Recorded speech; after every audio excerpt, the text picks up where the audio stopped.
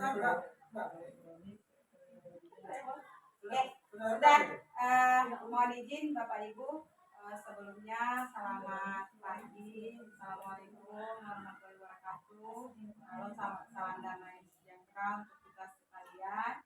Saya di sini Mulyanti, CGP Angkatan 10. Pada kesempatan ini Bapak Ibu, saya akan menyampaikan diseminasi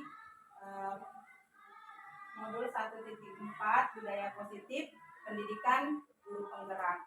Jadi Bapak Ibu, sebelum dimulai acara ini, di sini saya akan memberitahu kegiatan kita, yaitu yang pertama pembukaan yang saya bawa sendiri secara langsung. Terus yang kedua adalah pemahaman budaya positif. Yang ketiga, langkah-langkah bagaimana penerapan budaya positif di sekolah. Dan yang terakhir adalah refleksi. Baik Bapak Ibu, sebelum kita masuk pada sesi saya berbagi praktik baik ataupun diseminasi, di sini saya ingin bertanya kepada Bapak Ibu yang boleh hadir di ruangan SD 59 ini.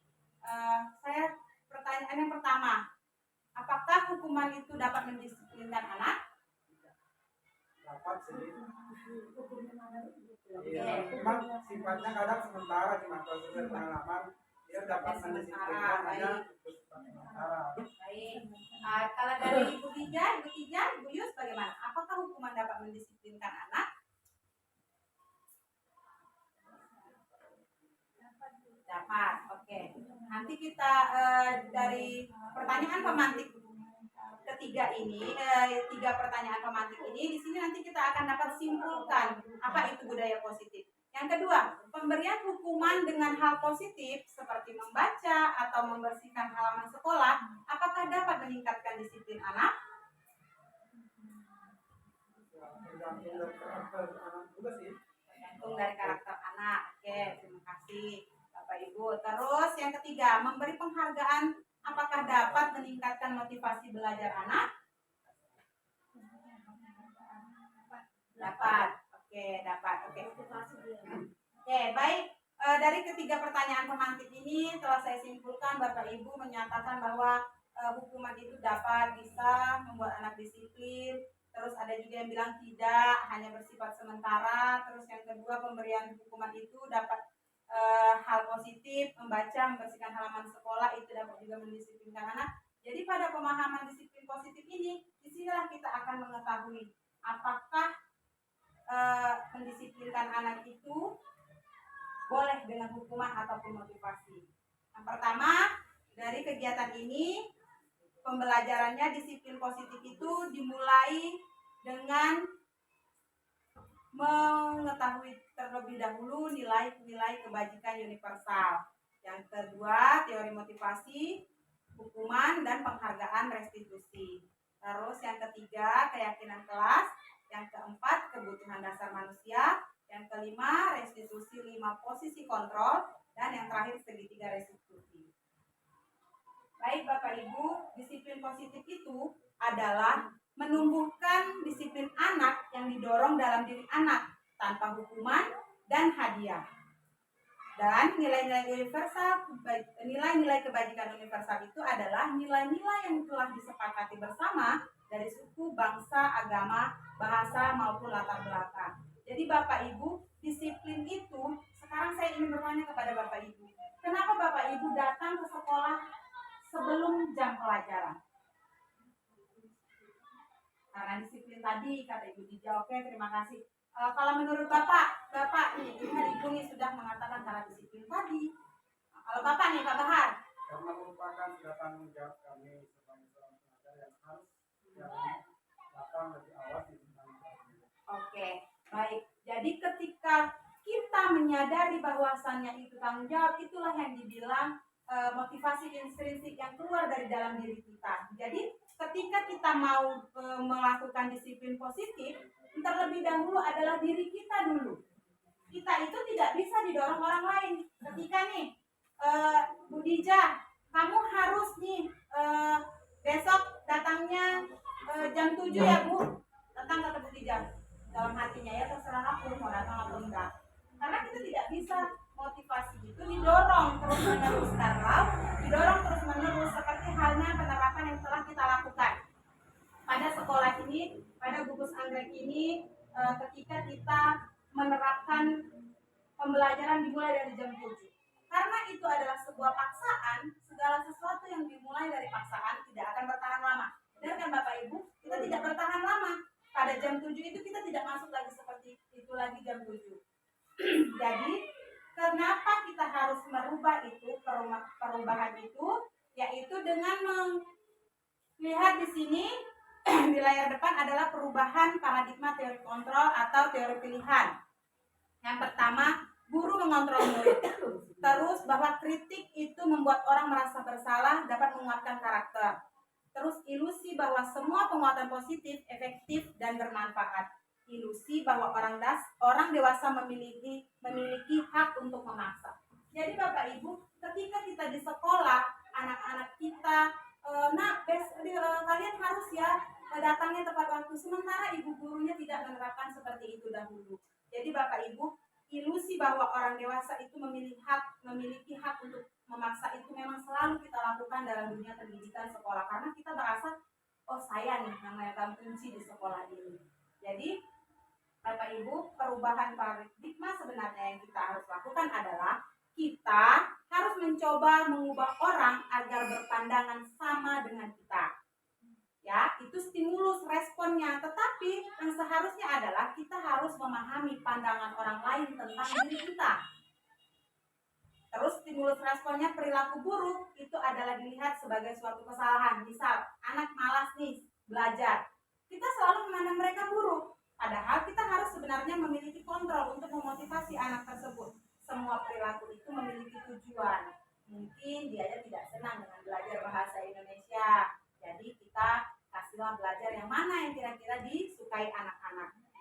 Terus orang lain bisa mengontrol saya. Saya juga harus bisa. Karena kita selalu berpikiran seperti itu.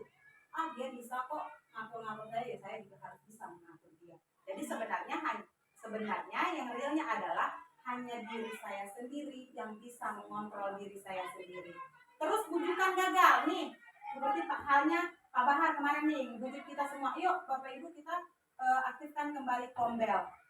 Terus kalau Pak Bahar hanya menyatakan yok, bahasa yok, sementara kita tidak berkolaborasi, kita duduk sama-sama, kita bincangkan sama-sama, barulah terjadi segala sesuatu yang kolaborasi. Jadi bujukannya tidak gagal Bapak Ibu. Terus model berpikir menang kalah, itu adalah stimulus respon. Padahal sebenarnya adalah model berpikir menang. Bahwasanya kita sukses itu harus sama-sama. Kita mensejahterakan sekolah ini juga harus sama-sama. Jangan hanya orang satu baik. Misalnya saya mau bergerak sendiri, yang lainnya juga harus mau bersama-sama. Oke? Itu kalau perubahan paradigma dari stimulus respon ke teori kontrol ataupun teori pilihan.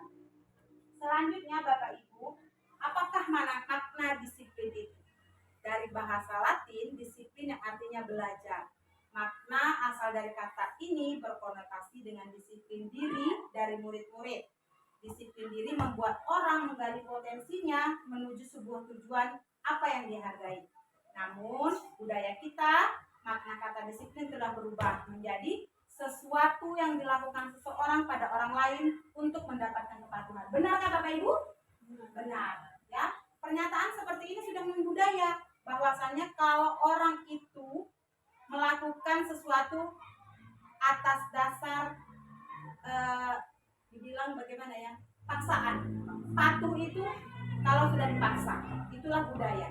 Namun sejatinya adalah disiplin itu harus menghubungkan antara ketidaknyamanan dengan apa yang kita hargai atau pencapaian suatu tujuan mulia.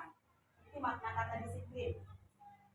Nilai-nilai kewajiban universal yang perlu kita tekankan di sekolah kita yang sesuai dengan profil pelajar Pancasila, yaitu beriman, bertakwa kepada Tuhan Yang Maha Esa, dan berakhlak mulia, mandiri, bernalar kritis, berkebinekaan global, bergotong royong, dan kreatif. Selanjutnya adalah teori motivasi perilaku. Seperti halnya tadi Bapak Ibu telah mengatakan, saya disiplin itu karena memang sudah tanggung jawab dari diri saya sendiri.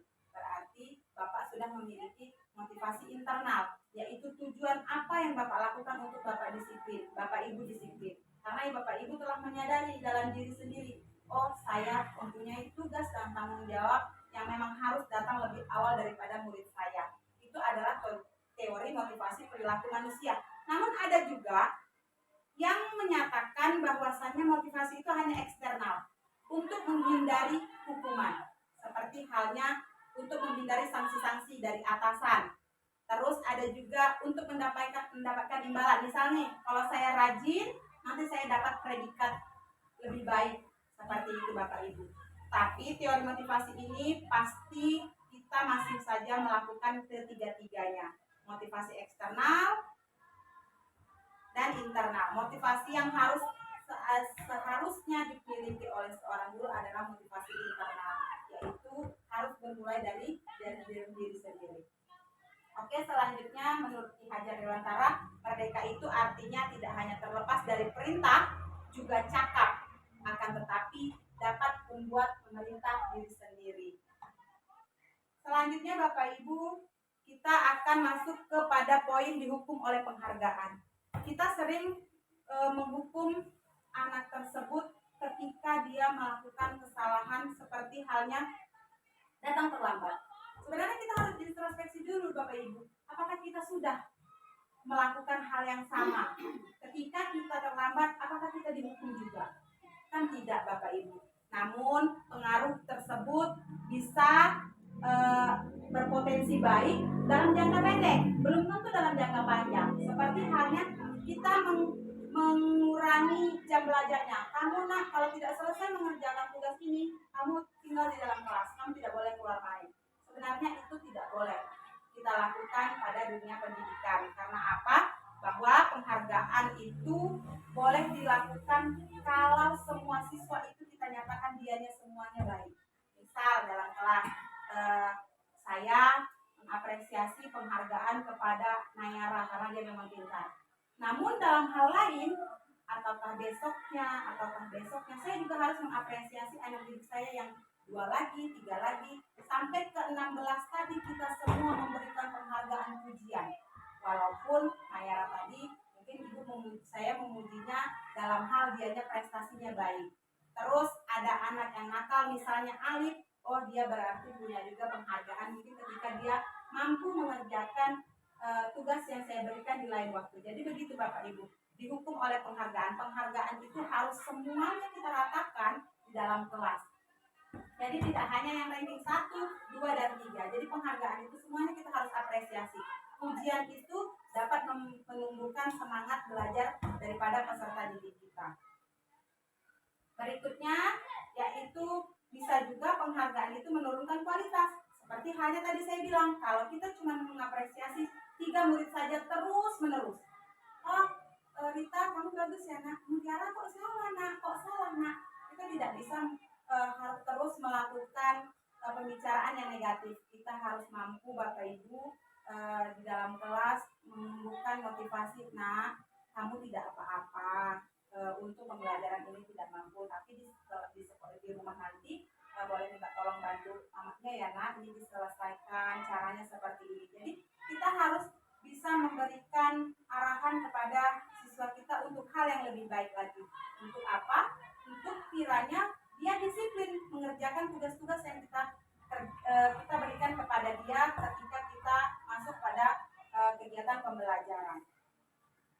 Terus di sini boleh juga apresiasi kebajikan tadi dilakukan secara khusus, terus secara pribadi, terus secara murid bergantian. Seperti tadi saya bilang tadi, kalau tadi saya sudah menyatakan hari ini untuk Nayara, mungkin besok untuk Alif, mungkin untuk besok murid yang satunya, sehingga ke 16 murid yang ada di kelas saya sudah melakukan semuanya pujian kepada mereka.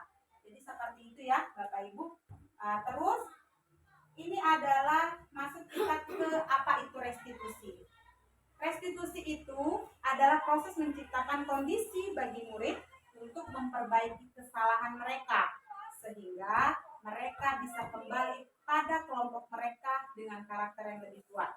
Restitusi juga merupakan proses kolaboratif yang mengajarkan murid untuk mencari solusi untuk masalah mereka dan membantu murid berpikir tentang orang seperti apa yang mereka ingin menjadi, tujuan mulia dan bagaimana mereka harus memperlakukan orang lain. sini Bapak Ibu ada 3 identitas sukses pada perjalanan restitusi. Yang pertama hukuman.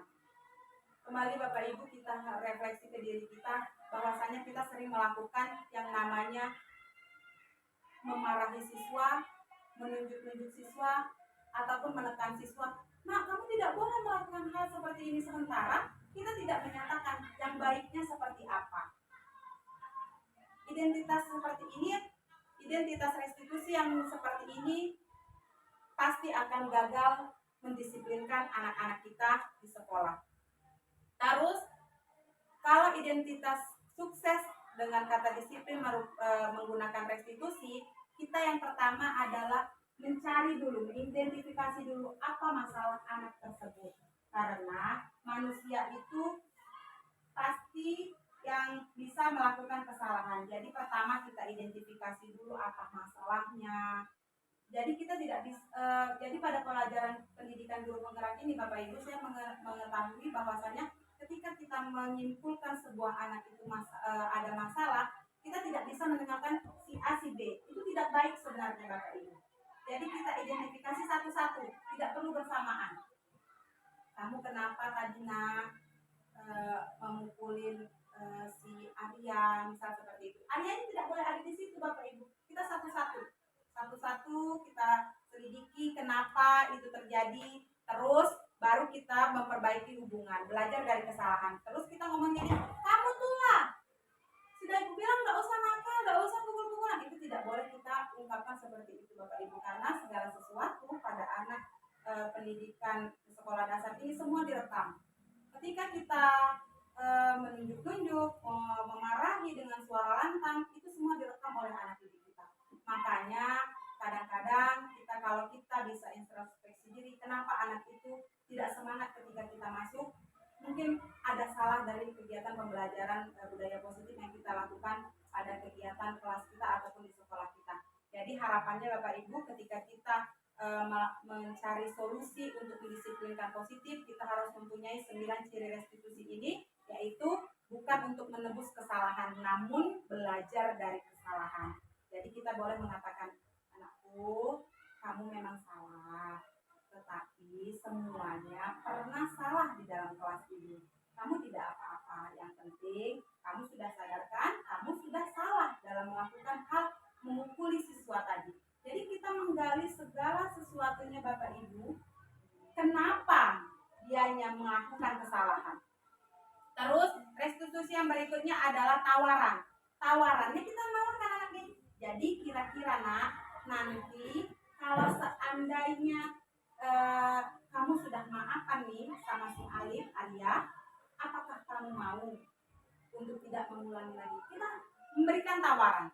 Terus yang berikutnya adalah menuntun anak melihat ke dalam dirinya.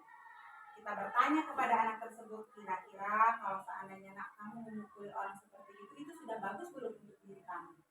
Begitu Bapak Ibu. Terus yang berikutnya, mencari kebutuhan dasar yang mendasari tindakan. Seperti halnya semua kita di kelas sudah memiliki yang namanya kesepakatan kelas. Kembali kita bacakan kesepakatan kelas ataupun tata tertib yang ada di sekolah. Kita katakan kepada kita kan sudah nih ingin menciptakan suasana kelas yang nyaman, sementara kalian berdua nih berantem. Jadi seperti itu, kita cari dulu kebutuhan dasar untuk merubah tindakan. Yang berikutnya adalah restitusi diri, adalah cara yang paling baik apa yang fokus untuk bisa kita lakukan solusi. Dan yang terakhir, mengembalikan murid yang berbuat salah pada kelompoknya. Jadi kita kembalikan nih, ya sudah, kamu kembali lagi anak, duduk kelas. Sudah ya Lid, kan sudah berdamai. Kita duduk lagi, kembali belajar seperti biasa. Kita amankan, kita kondusifkan kelas ataupun lingkungan sekolah kita yang tadi terjadi berantem tadi. Itulah untuk menerapkan restitusi dalam disiplin positif. Oke, kita masuk kembali kepada keyakinan kelas. Mengapa tidak peraturan saja? Mengapa harus keyakinan kelas? Ternyata Bapak Ibu, setelah saya mempelajari modul ini, ternyata juga saya salah. Saya hanya membuat kesepakatan kelas, nak, kita kelasnya maunya belajarnya kayak gimana nak? Aman ya? Tidak menyatakan bahwasannya Apa yang mendukung intrinsik anak? Misal seperti ini. Lingkungan yang positif, keyakinan kelas, dan peraturan kelas. Ini adalah sebenarnya urutan yang benarnya budaya positif. Peraturannya terakhir. Kalau kita peraturan dulu, ya kan Bapak Ibu, kita taruh peraturan kelas. Harus datang tepat waktu. Harus diam ketika belajar. Harus memperhatikan guru. Itu adalah bukan untuk menerapkan budaya positif, itu adalah kalimat perintah.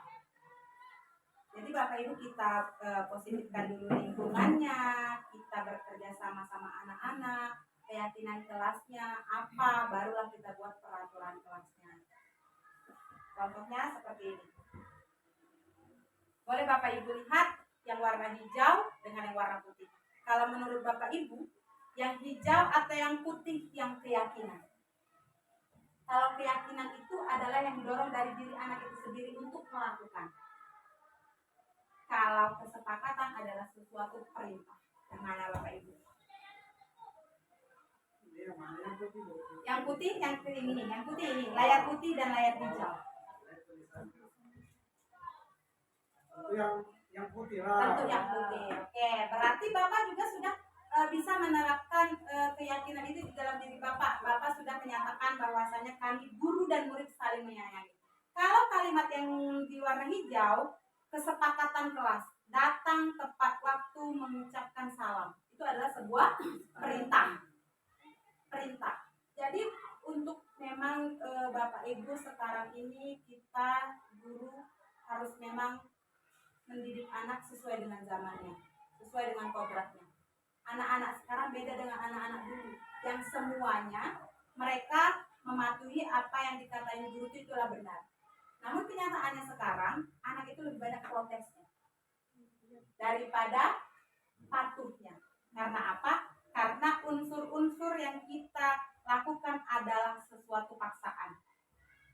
Menjaga kebersihan sekolah, yang sebaiknya adalah kami murid yang peduli dengan teman dan lingkungan sekolah. Itu sebenarnya yang sebaiknya adalah sebuah keyakinan agar mereka tidak berantem. Oke? Di sini ada kegiatan pendalaman keyakinan kelas, tabel T dan tabel Y. Kata hormatnya adalah kami meyakini bahwa sangat penting untuk menghormati semua orang dan barang milik orang lain. Jadi seperti itu ya Bapak Ibu. Itu kira-kira itu terdengar atau terlihat? Kami meyakini bahwa sangat penting untuk menghormati semua orang dan barang milik orang lain. Terdengar ya Bapak Ibu? Terdengar. Jadi 3, tabel T dan tabel Y itu terdengar, terlihat, dan berperilaku. Jadi ketika kita menyampaikan kepada anak, ini masuk nih ke telinga anak. Setelah terdengar, terlihat, kita juga melakukan. Misal, nah kelasnya tolong dirapiin ya, dibersihkan. Sementara meja gurunya aja berantakan.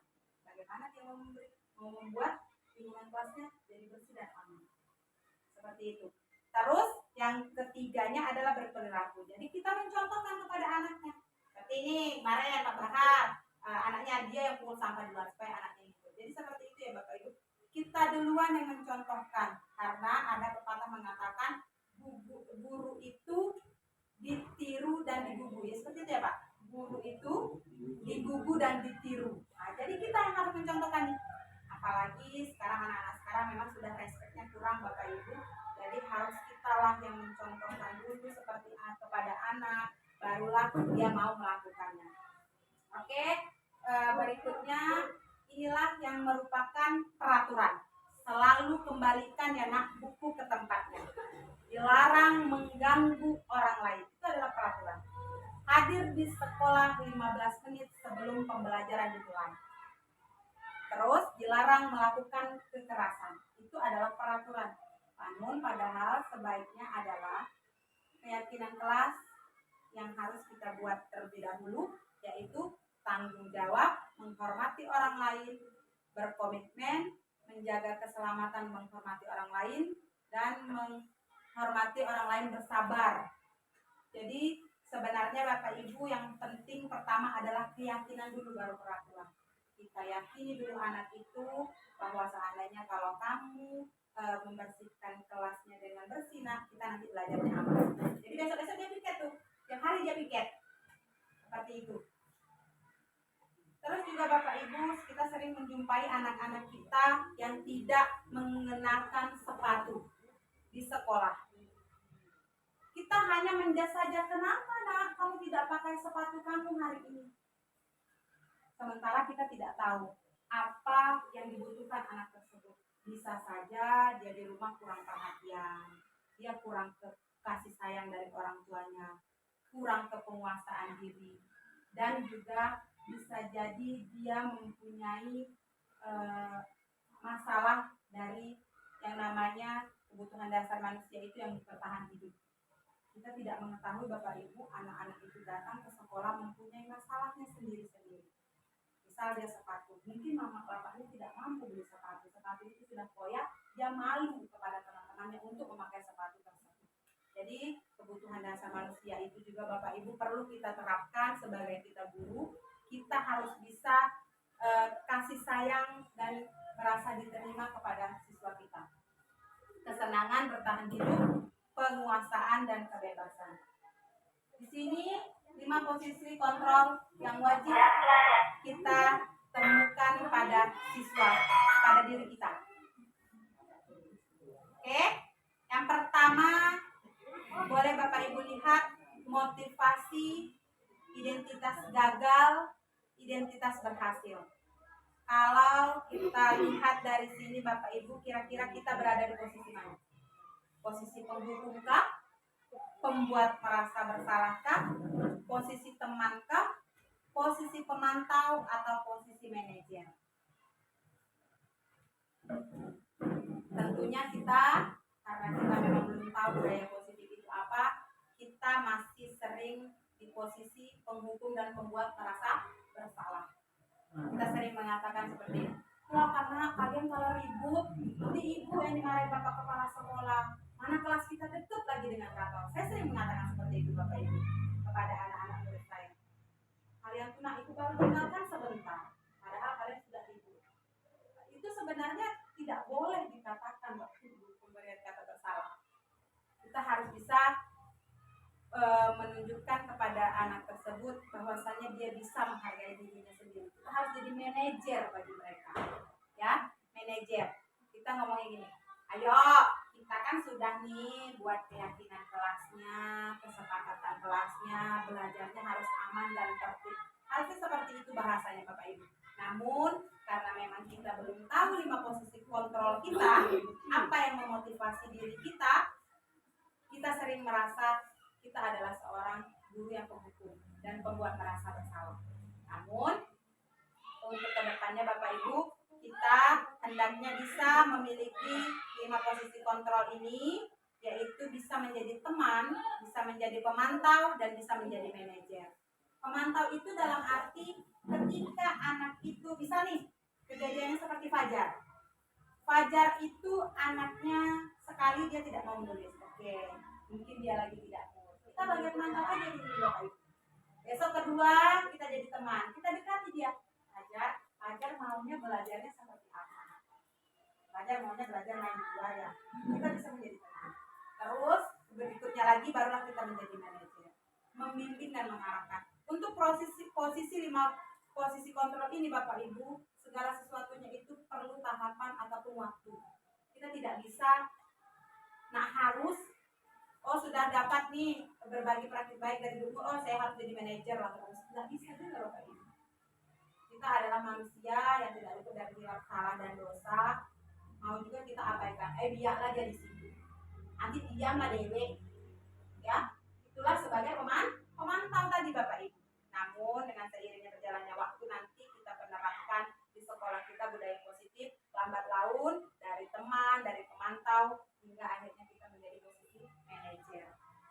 Manajer itu menguatkan pribadi murid, meletakkan dirinya sebagai individu yang layak berhasil dan bahagia berada di sekolah ini. Terus kita juga sebagai manajer memperbaiki apa yang dari tidak baik menjadi baik. Dan yang terakhir adalah mengevaluasi diri, bagaimana dia harus memperbaiki dirinya untuk menjadi anak yang lebih disiplin dengan cara yang positif. Di sini sini Bapak Ibu ada pertanyaan. Pertanyaan yang sebelah kiri itu adalah pertanyaan yang sebaiknya tidak kita katakan kepada anak kita. Namun pada kolom yang keempat kita sebaiknya harus menyatakan seperti yang nomor 4. Kita tidak boleh mengatakan, saya kecewa sekali dengan kamu. Padahal sudah Ibu bilang tadi, kalian jangan ribut ya. Nanti Ibu yang dimarahkan pada kepala sekolah. Seperti saya bilang tadi, itu adalah seperti sikap untuk membuat anak tersebut merasa bersalah. Pada kenyataannya mereka apakah diam? Tidak. Malah dia bilang katanya, anaknya tidak ada yang disalahkan. Suruh Ibu keluar. Begitu. Padahal terus kamu tidak pernah di sini ada pertanyaan, kamu tidak pernah bisa benar untuk menyelesaikan tugas dari itu. Itu adalah penghukum, sudah dijasnya nih di otaknya. Enak besok gak usah kerjakan lagi latihan. Awak kerjakan juga, Ibu juga tidak menilai. Ngomongnya juga semuanya salah. Gak usah besok kerjakan. Sering terjadi ya Bapak Ibu, akhirnya anak tersebut tidak mau mengerjakan tugas yang kita berikan. Terus seperti teman, ayolah nak, bersihkan. Masa Ibu yang bersihkan? Sering kita mengatakan seperti itu Bapak Ibu ya, ketika kita suruh anak pungut sampah. Itu juga sebenarnya tidak boleh kita lakukan Bapak Ibu. Kita harusnya melakukan yang seperti manajer. Bagaimana kamu bisa menyelesaikan masalah ini dengan baik ya nak? Kamu harus seperti ini. Boleh menggunakan kata harus, tapi dengan kata yang mengumpan anak tersebut meyakini bahwa kata-kata yang kita berikan itu adalah kata yang bisa diserap oleh otaknya, diyakini oleh dirinya. Lanjut, kita bergerak antara peraturan, pemantau, konsekuensi hadiah, dan nilai-nilai manajer memperbaikinya. Seperti ada contoh di situ, kalau kamu tidak melakukannya, saya akan menyuruh kamu cuci WC. Itu adalah sebuah konsekuensi. Ada anak yang nyaman, kalau anak yang nyaman dilakukannya. Kalau anak yang tidak nyaman, apalah Bu? Kita tadi sudah Bu. Pasti anak itu protes Bapak Ibu. Terus kalau kita mengatakannya dengan kata yang memperbaiki sebagai manajer, apa yang kamu yakini nak? Ketika kamu terlambat sekolah, nanti dia jawab, iya Bu, saya harus cepat datang Bu, saya harus cepat bangun Bu. Jadi kita harus menumbuhkan jawabannya dari anak tersebut Bapak Ibu, bukan kita yang menunjukkan jawabannya. Misal, nah kenapa kamu hari ini terlambat? Kamu Bu, saya bangunnya kesiangan. Kenapa kesiangan? Iya Bu, tadi malam saya mau acara, tidurnya terlalu malam. Oh ya, kalau kamu besok supaya datangnya hadir tepat waktu, ketika ada acara sebaiknya kamu tidurnya jam. Ya Bu, jam 9. Oke. Setelah itu acaranya tidak usah hadir di yang malamnya. Jadi seperti itu kita arahkan Bapak Ibu bahwa benar-benar anak itu yakin, oh iya ya yang saya lakukan ini salah. Oh iya ya sebaiknya saya seperti ini. Jadi kita harus menunjukkan nilai manajer itu adalah memperbaiki diri si anak tersebut. Di sini ada segitiga restitusi seperti yang saya katakan tadi. Kita menstabilkan dulu identitasnya, baru kita validasi kebutuhan anak tersebut, lalu yang terakhir kita menanyakan keyakinan yang telah kita sepakati bersama di dalam kelas. Untuk membuat anak yang merasa gagal karena berbuat salah menjadi positif terhadap dirinya, kita menstabilitaskannya dengan cara seperti ini. Kita mengatakan seperti ini, berbuat salah itu hal yang manusiawi. Tidak ada manusia yang sempurna. Bapak atau Ibu juga pernah buat salah. Kita pasti bisa menyelesaikan permasalahan ini. Bapak Ibu tidak tertarik untuk mencari tahu siapa yang benar antara si A dan si B. Ketika mereka berkelahi nih Bapak Ibu. Terus baru kita menyelesaikan masalah. Kalau kamu menyalahkan dirimu sendiri terus-menerus, itu tidak membantu murid mengenali basicnya. Ini adalah validasi kebutuhan. Guru sebaiknya berkata seperti ini. Kamu bisa saja melakukan hal yang lebih buruk, tapi kamu tidak melakukannya kan? Misalnya dia hanya memukul. Padahal sebenarnya David bisa lebih memukul lebih keras si Alif tadi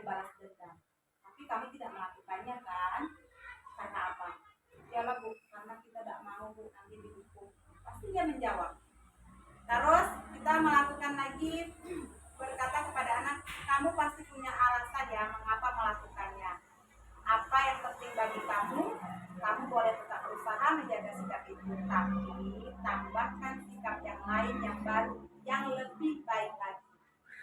Maukah kamu belajar cara lain untuk mendapatkan yang kamu butuhkan tanpa harus mengukur? Apakah kamu bisa melakukannya dengan lebih baik besok lagi? Baru yang terakhir adalah baru kita menanyakan keyakinan. Kita tanyakan nih keyakinan apa yang ada di kelas tadi.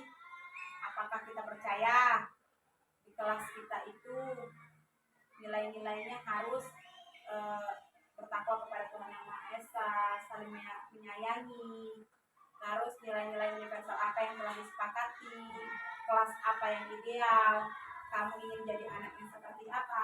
Jadi seperti itu Bapak Ibu. Semua pertanyaannya harus positif, tidak menyudutkan siswa tersebut. Di sini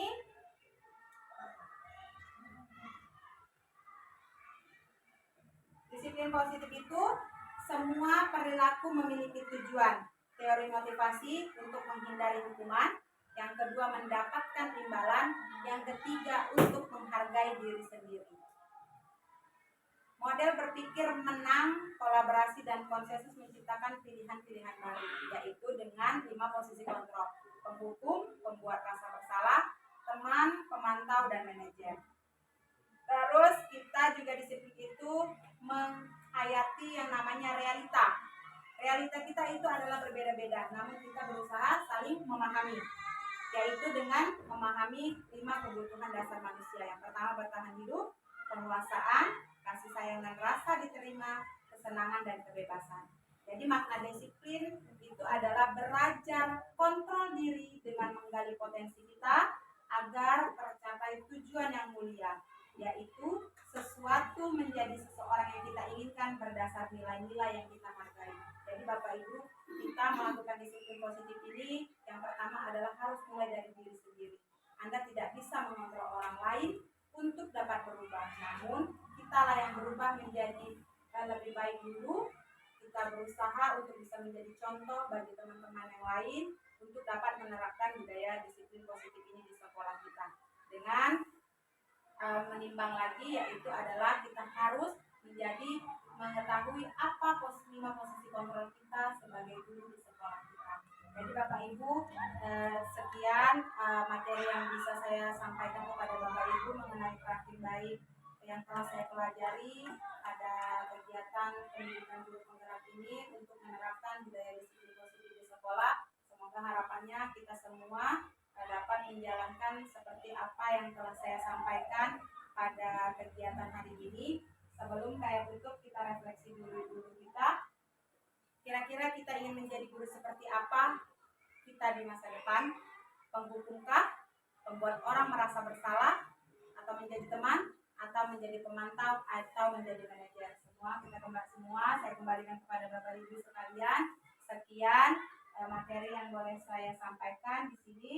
Saya sudah melakukan segitiga restitusi yang boleh Bapak Ibu tonton. Ini bisa dibuka ya Pak? Kalau video.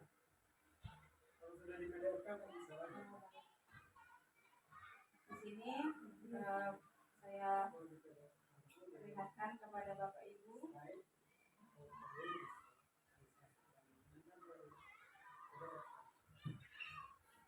Dan video saya sudah melakukan tindakan restitusi kepada anak didik saya pada hari Rabu kemarin. Ya, segitiga restitusi yang saya lakukan. Pak, semuanya pada ada ya Pak? Tolong tabel Bapak di situ.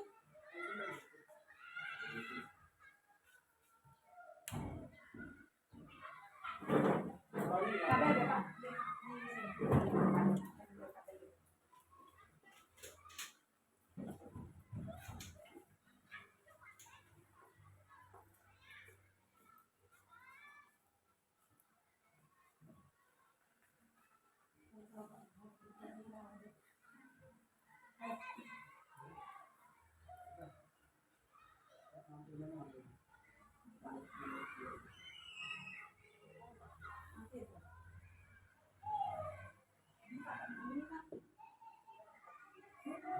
Dan kacau. Oke, Sekarang Kela. Kela di sini nggak usah takut, nak. Setiap orang pasti mempunyai kesalahan. Oke Bapak Ibu, di sini hari Rabu kemarin ketika kita ada kegiatan sebentar di kantor, setelah saya melakukan memberikan tugas kepada anak didik saya di kelas, saya kembali ke kelas dengan keadaan ricuh Bapak Ibu. Jadi saya melakukan kegiatan segitiga restitusi ini real adanya, tidak dibuat-buat. Beginilah percakapan saya kepada. Oke, di sini Ibu mau nanya Kela sama David. Jadi hari ini Ibu lihat kelas kita sangat ricuh dan kacau. Oke, sekarang Kela. Kela di sini nggak usah takut, nak. Setiap orang pasti mempunyai kesalahan. Sekarang Ibu tanya, Kela tahu nggak kesalahan Kela? Apa? Coba. Kela dan David. Tapi tidak merasa ada kesalahan. Oke, ketika kita bermain bola di kelas itu kira apakah sesuatu sifat yang baik? Kira-kira David? Tidak. Jadi kita itu sekolah kita itu harus mempunyai sekolah yang nyaman, ya kan? Ketika David main bola di dalam kelas, kira-kira kelas kita kayak gimana? Kacau, ya. Sangat benar. Sekarang kalau kita mau kelas kita nyaman, sebaiknya kita ngapain?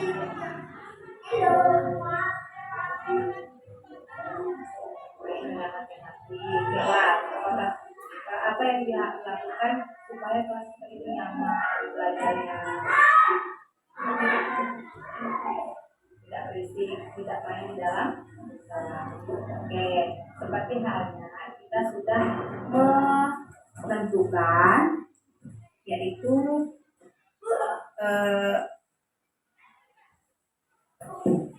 oke, kita kan sudah punya tuh kesepakatan kelas. Coba dibaca dulu. Kita bersikap. Oke, ini baca yang ini. Oke, dan David, apa ya David? Kita belajar. Oke, kita belajar yang baik dan aman. Jadi kira-kira kalau kesepakatan itu sudah kita buat, apa yang harus kita lakukan? Kan kita sudah buat nih kesepakatannya. Kira-kira kesepakatan itu diapain? Dilakukan, diterapkan. Jadi untuk tidak melakukan kesalahan itu kembali, kira-kira apa keyakinan ataupun yang harus David dan Kela lakukan? Kan tadi ini kan kelasnya ricuh nih, gara-gara David sama Kela main bola di dalam kelas. Kira-kira kalau untuk tidak mengulanginya, apa hal-hal yang perlu David dengan Kela lakukan? Tidak mengulanginya lagi ketika bermain bola pas di jam olahraga atau jam istirahat. Mainnya harusnya di lapangan. Jadi bagi saya, kita harus menerapkan disiplin dalam kelas untuk tidak melakukan yang kira-kira memang benar-benar itu adalah melanggar peraturan sekolah. Semua orang tidak apa-apa, kita tidak apa-apa melakukan kesalahan, tetapi tapi kita tidak apa-apa melakukan kesalahan, namun tidak mengulangi lagi. Bisa dipahami ya? Berarti apakah besok masih mau main bola dalam kelas? Tidak. Yakin ya? Oke, kita buat kesepakatannya, kita berjanji kalau kalian berdua tidak lagi main bola di dalam kelas. Oke, boleh silahkan duduk. Kembali lagi belajar seperti ini. Ya. Baik, pada kesempatan Bapak Ibu, anak murid saya yang Sakila meyakini bahwa dia merasa bersalah. Di sini saya bisa melakukan kegiatan, yaitu saya sebagai posisi kontrol manajer. Namun halnya pada David tidak meyakini kalau dia bersalah. Dia bilang, saya hanya mainnya kan sedikit. Jadi kita di situ boleh juga menjadi pemantau, kita diamkan, kita tidak menyalahkan. Itu saya tidak menyalahkan. Kamu tidak sadar kamu salah, padahal kan kamu main juga. Kita tidak seperti itu mengatakan Bapak Ibu. Kita sebagai pemantau saja, kita misalnya kegiatan yang dilakukan mereka berdua adalah sesuatu kegiatan yang tidak disiplin. Jadi sekian yang bisa saya berikan Bapak Ibu diseminasi ataupun praktik baik yang telah saya pelajari pada pendidikan guru penggerak ini. Saya ucapkan terima kasih sangat kepada Bapak Kepala Sekolah dan semua teman-teman rekan guru yang berada di SD 59. Sekian dari saya akhiri dengan ucapan selamat pagi. Semuanya. Baik, hari ini Ibu akan melakukan kegiatan di dalam kelas kita ini supaya kegiatan ataupun apa ya dibilangnya situasi keadaan kelas kita nyaman, kita perlu yang namanya membuat keyakinan kelas. Sekarang anak-anak Ibu di sini kan ada 16 orang. 16 orang ini pasti mempunyai harapan yang berbeda-beda akan kelas kita, akan situasi belajar bagaimana yang ingin kalian rasakan di dalam kelas ini ketika belajar. Jadi di sini Ibu akan memberikan sedikit note kepada kalian semuanya. Kalian tuliskan di sini apa harapan kalian dalam kelas ini, ya. Apa kira-kira yang baik yang harus dilakukan di kelas ini, ya. Paham ya? Paham tidak? Oke, baik. Bagikan satu-satu. Dirasakan enak mana yang blank. Yang blank yang di bawah nanti kita tempelkan ke papan tulis. Oke.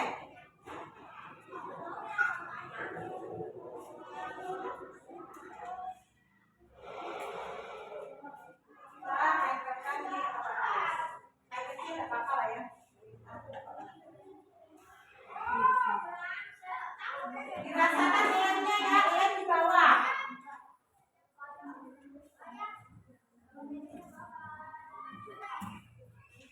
Lemnya di bawah ya, yang kalian di bawah. Ada, tak usah bilang nggak ada. Ada. Jadi tuliskanlah di situ harapannya.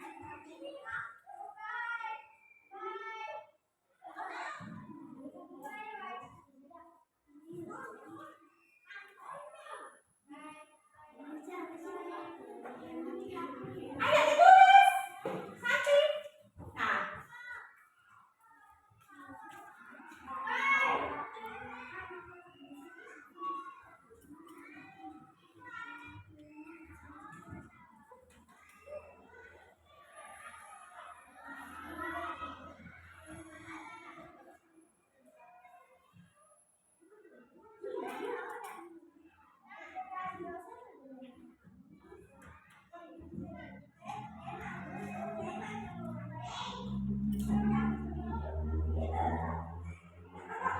Oke ya, jadi kita tempelkan nanti di sini seperti ini.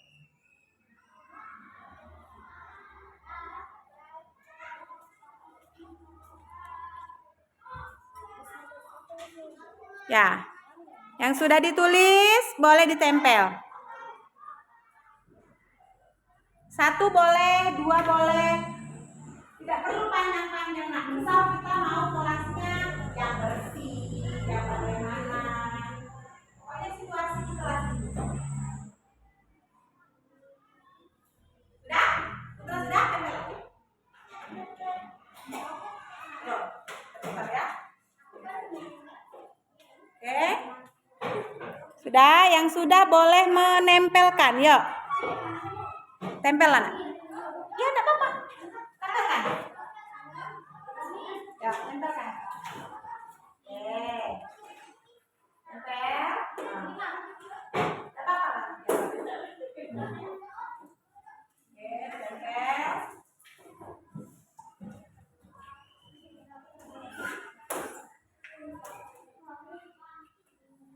Oke, tempel.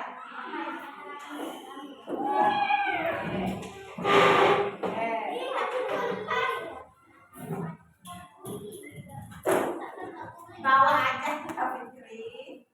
Oke.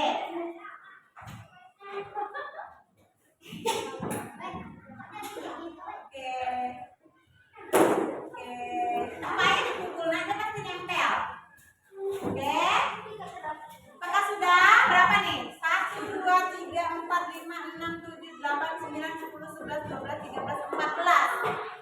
2 lagi. Ya, Alif. Oke, 2 lagi. Cantik. Oke. Ya. Terbalik kan? Kan sudah ibu bilang tadi. Ditempel yang ada lemnya.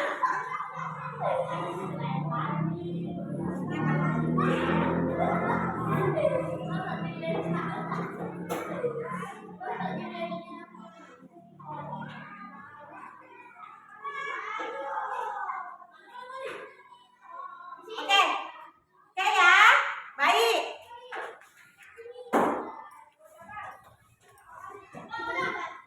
Kalian semua sudah menuliskan harapan-harapan kalian di sticky note.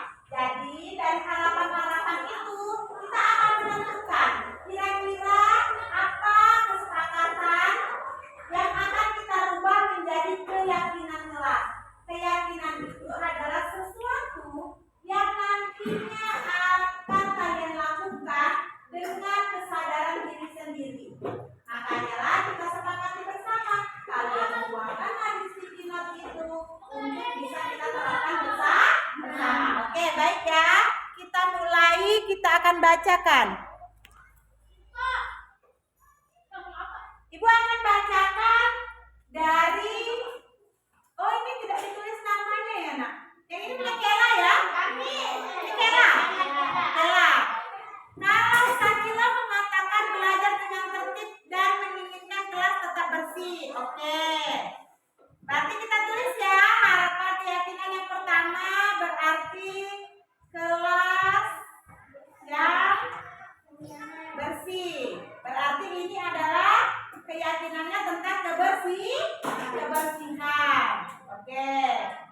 Terus kedua, belajar dengan tertib. Berarti di sini apa? Keamanan ya. Keamanan. Atau tertib belajar. Oke. Kita ke, ini punya siapa nih nak? Tulisan yang kecil. Oh, Alif.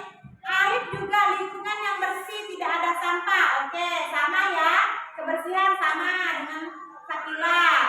Dapat bekerja sama, bagus. Berarti di sini kerja sama. Kerja sama ini adalah keyakinannya apa? Ketika kita pikir, ketika kita menutup pintu kelas, membuang tong sampah ke bak sampah, berarti kita sama-sama berkolaborasi ya, sama-sama. Oke, ini punya siapa tadi yang tulis pendapat bekerja sama? Naya. Oke, punya Naya sudah. Sekarang kita ke sini, ini punya siapa nih? Zahira. Ingin sekolahnya bersih, ingin mengikuti belajar. Ya, berarti Zahira di sini sama ya, pengen juga dia tertib dalam belajar, sama juga kebersihan. Oh, ini bagus nih, ini punya siapa nih? Tidak mengejek atau membuli. Ini siapa nih? Oke, berarti ini apa nih? Keyakinannya adalah sopan santun. Kita tulis ya, sopan santun. Oke, ini mengikuti peraturan sekolah. Berarti apa namanya? Keamanan, sama ya. Keamanan, tertib belajar, baru mematuhi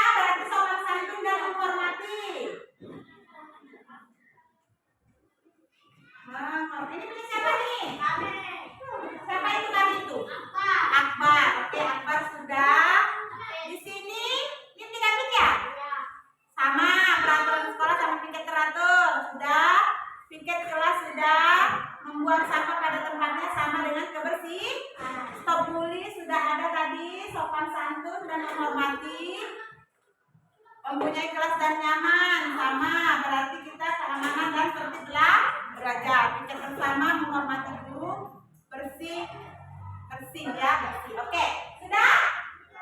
Dari kalian 16 orang ini kita dapatilah ada 6 keyakinan kelas yang harus ataupun yang akan kita terapkan. Yang pertama, kebersihan. Kebersihan itu apa tadi? Bersihkan? Terus apa lagi? Membuang sampah pada tempatnya, membuang isi tong sampah ke bak sampah. Oke. Terus keamanan tertib belajar. Apa itu?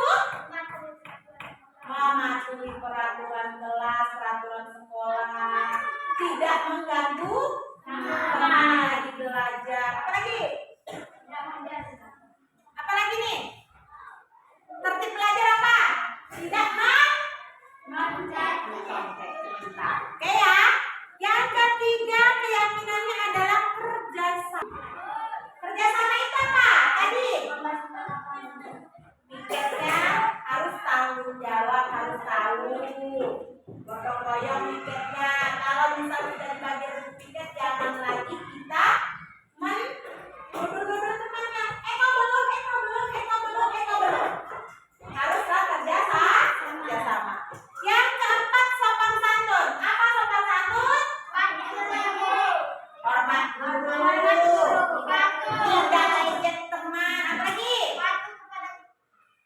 Menghormati teman, tidak ejek teman. Mengucapkan salam ketika masuk ke kelas. Mengucapkan kata permisi ketika ingin keluar ke kelas. Oke, yang kelima, tanggung jawab. Ayo, tanggung jawab apa? Piket kelas. Nah, terus apa lagi tadi? Ketika dikasih tugas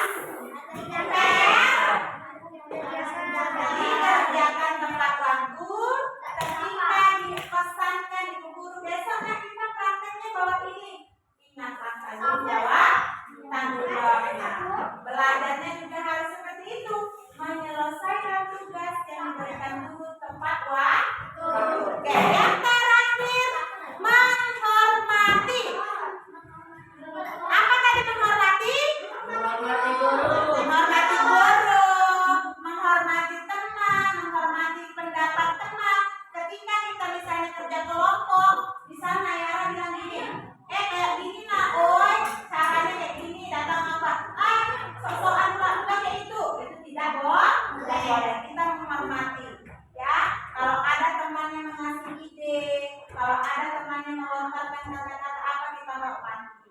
Terus ketika ketemu teman, ketika ketemu orang yang lebih tua dari kita hormati itu di sekolah. Di kelas begitu juga, hormatilah ibu guru di depan. Ya, sudah? Itu adalah keyakinan kelas yang akan kita terapkan pada setiap hari pembelajaran. Melalui kegiatan ini, kira-kira Ibu pengen dapat tanggapan dari kalian semua yang ada di kelas ini, ya. Kira-kira Ijal, setelah kita melakukan kegiatan ini apa Jal? Yang Ijal bisa gambarkan? Ijal bilang apa tadi? Oke, Nayara? Lebih disiplin dalam belajar. Akbar? Setelah kita buat ini nak, keyakinan kelas ini, harapannya yang tersirat di pikiran Akbar apa? Kayak tadi Ijal bilang dianya tidak membeda-bedakan teman Bu, akhirnya oh iya bergotong royong. Kira-kira Kela? Iya, begitu ya nak ya. Keyakinan inilah yang akan kita terapkan di sekolah kita. Tante Dina, kira-kira apa tanggapan yang bisa Rita sampaikan? Kami merasa sangat senang di mana kami diberikan kebebasan untuk meneruskan harapan yang ingin kami rasakan dan terima di kelas kami. Terima kasih Bu. Oke, terima kasih Rita.